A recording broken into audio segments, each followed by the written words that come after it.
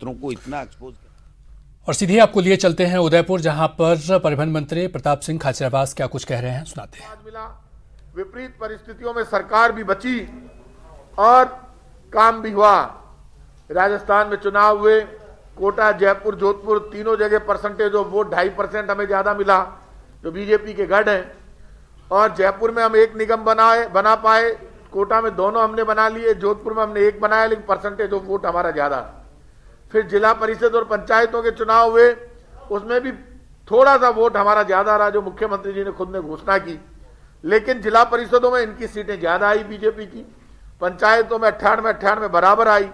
तब बीजेपी ने ये कहा देश में किसान आंदोलन का कोई असर नहीं है, किसान आंदोलन को कोई समर्थन नहीं मिल रहा है, किसान हमारे साथ है। लेकिन तब भी मैंने कहा था, आज कह रहा हूं, बीजेपी के लोगों घमंड मत करो। सरकार कांग्रेस की हो या बीजेपी की, हमारी हो या तुम्हारी हो, आपकी हो, कोई फर्क नहीं पड़ता।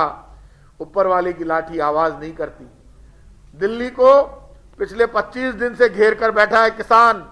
पहली बार कैपिटल, राजाओं के राज में भी कैपिटल को 25 दिन तक रास्ते नहीं रुके। कोई युद्ध 25 दिन तक नहीं लड़ा गया राजाओं के राज में भी दिल्ली का।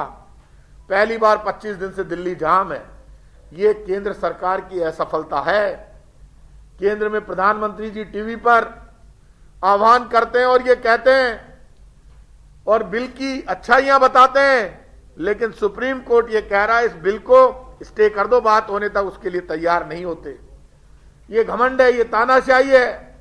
आज आप खोलकर देख लेना, हरियाणा, पंजाब के अखबारों में, टीवी पर, आप आश्चर्य करेंगे।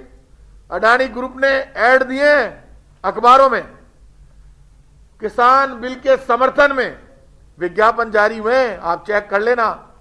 ऐसा पहली बार हुआ जब देश का एक उद्योगपति किसान बिल का समर्थन बताने के लिए अडानी ग्रुप के द्वारा उनके समर्थन में, और ई पेपर खोलकर देखना, मेरे पास कुछ पत्रकारों ने भेजे हैं, ये खुलकर जो हम चार्ज लगा रहे थे वो प्रूव हो रहा है। एक किसान, एक बाबा राम सिंह, जिन्होंने 5 लाख रुपए किसान आंदोलन में दिए, तो रोज पाठ करते थे, वो खुद को गोली मार लेते हैं किसान आंदोलन के समर्थन में। आज मैं कह रहा हूं आपसे, कर्मचारी, व्यापारी, मजदूर, किसान, विद्यार्थी, सबकी सुनना समझना। लोकतंत्र में संवाद खत्म नहीं होना चाहिए, बातचीत खत्म नहीं होनी चाहिए। और कोई वर्ग यदि कानून मांग नहीं रहा है, सुरक्षा मांग नहीं रहा है, सुरक्षा की जरूरत नहीं है, तो जबरन उस पर कानून थोपा नहीं जाना चाहिए। हम 3 किसान बिल लेकर आए राजस्थान की सरकार विधानसभा में, तीनों रुके हुए पड़े हैं, लेकिन हमारी नीति और नियत स्पष्ट है। हम बेवजह किसी के ऊपर कुछ भी थोपना नहीं चाहते, यही कांग्रेस की सोच है। और मैं आज आपसे कह सकता हूं कि सबको साथ में लेकर चलें। आने वाले 3 वर्षों में जनता का विश्वास जीतना, उनकी समस्याओं का समाधान करना। अभी हम इन 2 वर्षों में 501 में से 251 वादे हमने आज के 6 महीने पहले पूरे कर दिए। 251 वादे पूरे कर दिए। कोरोना संकट में अच्छा काम किया, वो अलग है। कोरोना संकट में हमारा डेथ रेट सबसे कम है देश में। हमारे इलाज की सबने तारीफ की, प्रधानमंत्री ने खुद ने तारीफ की। भीलवाड़ा मॉडल पूरी दुनिया में अपनाया गया। इसलिए मैं इतना कह सकता हूं कि 2 वर्ष बेमिसाल रहे। विपक्ष बड़ी बड़ी बातें करता है, विपक्ष के पास कोई एजेंडा नहीं है। राजस्थान में भारतीय जनता पार्टी विपक्ष की भूमिका निभाने में पूरी तरह असफल रही। एक भी बड़ा आंदोलन ये कर नहीं पाए, भीड़ जुटा नहीं पाए, क्योंकि इनके पास मुद्दा ही नहीं था। बीजेपी आपस में लड़ती रही, विपक्ष में बैठने का उनको मैंडेट मिला, लेकिन विपक्ष में बैठने का जो मैंडेट उनको मिला, उसमें वो ये भूल गए कि वो विपक्ष में है।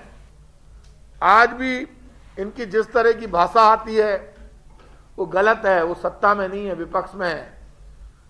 और झूठ बोलने में होड़ लगी हुई है। झूठे बयान देना, बार बार इस तरह के बयान देना कि जैसे वो ही सब कुछ है, घमंड की भाषा बोलना, ये विपक्ष की आदत पड़ गई। लेकिन राजस्थान की कांग्रेस की सरकार, चाहे विपक्ष हो चाहे पक्ष हो, जिसका भी अच्छा सुझाव स्टेट के हित में होगा, सबका सुझाव लेंगे, काम करेंगे। कोई भेदभाव नहीं। आने वाले 3 वर्षों तक पूरा शासन जनता के सेवा को समर्पित रहेगा। 2 वर्ष सेवा को समर्पित रहे।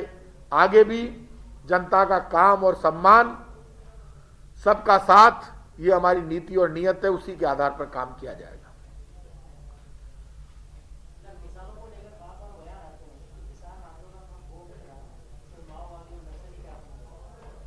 देखिए, एक बात आप मानकर चलिए, भारतीय जनता पार्टी के साथ एक दिक्कत है। वो ये कहते हैं कि सबसे बड़े देशभक्त हम ही हैं, राम भक्त भी हम ही हैं, कृष्ण भक्त भी हम ही हैं, और झूठ के जनरेटर हैं ये लोग। तो आप सुन रहे थे प्रताप सिंह खाचरियावास को, जिन्होंने साफ तौर पर बीजेपी पर निशाना साधते हुए यहां पर नजर आए। रुकेंगे एक छोटे से ब्रेक के लिए, और ब्रेक के उस पार कुछ और खबरें।